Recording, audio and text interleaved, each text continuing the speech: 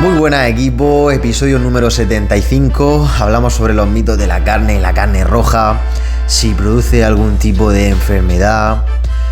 No sabemos si el ser humano es omnívoro, carnívoro.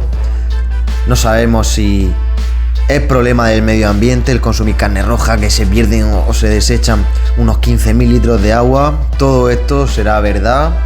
La OMS nos dice que el restringir la carne roja, no sabemos si la OMS tiene conflictos de interés o no. Parece que hay países que financian a la OMS, empresas privadas. No vamos a seguir debatiendo este tema, pero hablamos de la carne roja, mitos y consideraciones, así que quédate. Yo soy Lead Performance, episodio 75, mitos sobre la carne roja. Comenzamos.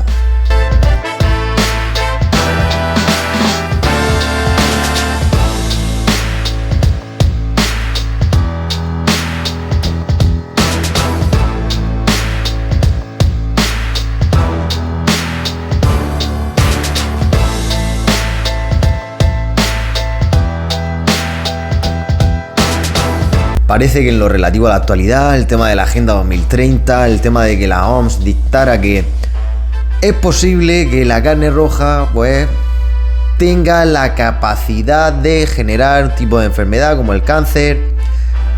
Hay que coger esas palabras con pinzas porque hablan de es posible, capacidad.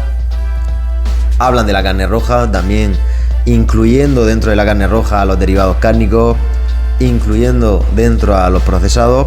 Así que uno de los mitos de la carne roja es que produce algún tipo de enfermedad, ya digo, algún tipo de cáncer de colon, porque al final es proteína que puede tener algún tipo de problema porque viene de origen animal. Todo esto, ya digo, son mitos. El ser humano tiene un sistema digestivo parecido al de los carnívoros. La dieta vale una de las más saludables del mundo. Además, el problema de los estudios de nutrición, que por ejemplo pueden ser ensayos controlados aleatorios, donde se cogen a varios sujetos y se les ofrecen dietas distintas, que no siguen ese protocolo dietético, en este caso durante mucho tiempo, por lo que sencillamente es imposible determinar que un tipo de nutrición u otra dentro de ese espacio corto de tiempo tenga unas consecuencias o no. O que se utilice, en este caso también, otro tipo de estudios que son transversales, los cuales durante décadas se analizan distintos sujetos que llevan un tipo de alimentación, que consumen un tipo de alimentos, pero como sabéis, esto es al final algo multifactorial. Es decir, ¿cómo podemos determinar que esa persona no lleva unos hábitos de vida saludables, correctos, actualizados, que no tienda a mitos, que no esté expuesto a disruptores endocrinos, que realice actividad física de forma diaria, que tenga unos ritmos circadianos, que no respire gases contaminantes, que no tenga sobrepeso o obesidad, que no tenga un estrés muy alto por el ritmo de vida en el que llevamos? Entonces, ¿es determinante esos estudios? Pues ya digo que sencillamente los estudios de nutrición muchas veces de este estilo hay que cogerlos con pinzas. Segundo mito es que se pierden 15.000 litros de agua anuales o algo así con el consumo de carne, una pieza de 1 kilo. Al final, en la vida existen animales, existen vegetales, el ciclo de la vida es así. No es que se consuman 15.000 litros de agua, es que al final, con el abono, con el CO2, con el oxígeno, con la carne que generan, con el ecosistema que genera eso, hace que haya vida. Si no, es que sería imposible. Entonces, eso de que se están consumiendo 15.000 litros de agua, pues quizás con el abono, con el pastoreo y con ciertas cosas que se hacen, están haciendo que haya muchos más vegetales, haya un ecosistema mucho más rico, y que el ciclo del agua pueda seguir su paso al generar oxígeno y generar ciertas cosas. Entonces, otro mito también se dice que no, es que genera diabetes y demás. Vamos a ver, el consumo de carne roja, que tiene aminoácidos esenciales, que otro de los mitos también que quiero mencionar es que no es mejor la proteína vegetal que el animal, porque no tiene ciertos aminoácidos esenciales, ciertas vitaminas y minerales que no existen y tampoco son tan biodisponibles en alimentos vegetales, así que no te engañen, que no va por ahí la cosa. Entonces, como digo, provoca distintas enfermedades como metabólicas, cardíacas. La respuesta es que no.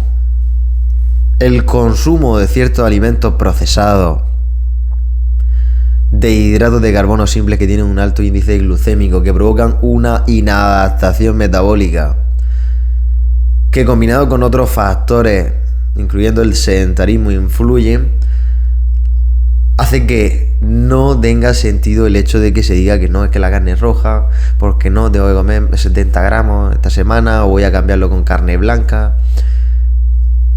Estamos viendo que no. ¿Puede la carne roja además ocasionar como un aumento de peso? Volvemos con el tema del peso y no la grasa o el músculo. Va a depender de otros factores, como siempre digo. Es multifactorial la pérdida de grasa, igual que el aumento de masa magra. O también se dice, no, es que la carne roja es indigesta. Pues obviamente todo esto son mitos. La carne roja no es indigesta, es más, cuanto menos se cocina, prácticamente mejor. Si obviamente la cocina tampoco tienes que pasarte, porque también ese sería un problema. Ahí sí que puede, por ejemplo, al quemarla, como por ejemplo los derivados cárnicos, que es lo que quería comentar, que al final es como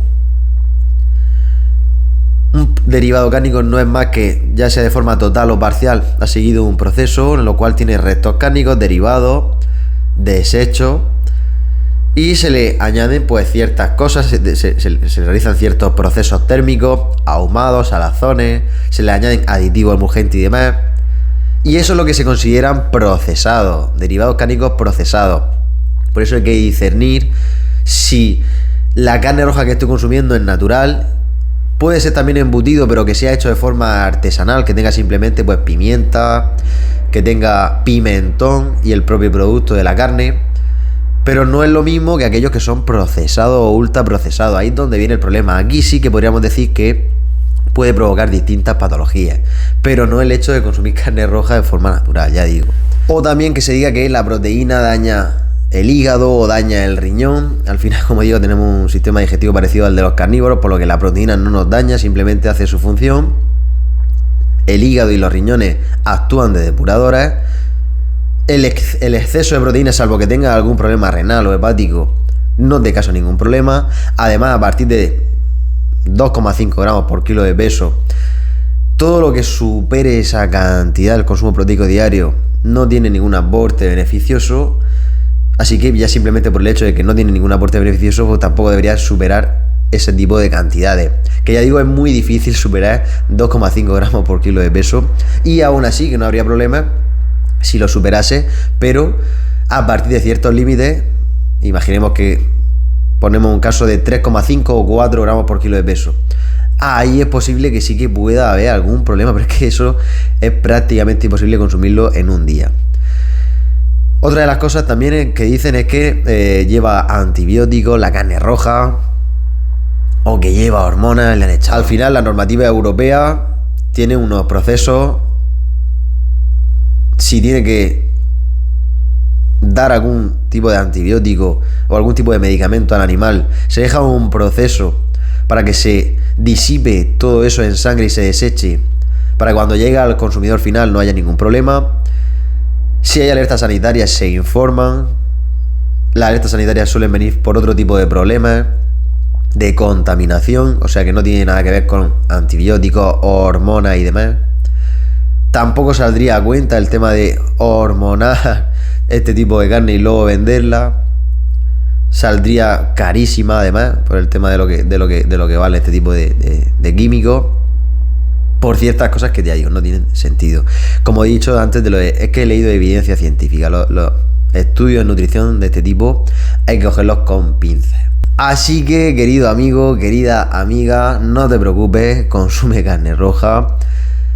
No temas al consumo proteico.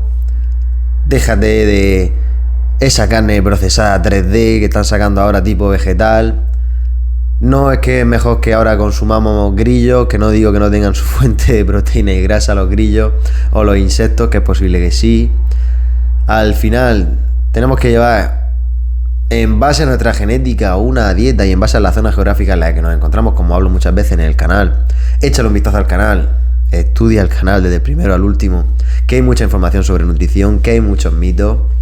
Y pues me gustaba, en este caso quería hacer este episodio sobre mitos sobre la carne roja. Nos vemos en el próximo episodio, dale like, comenta, suscríbete, compártelo.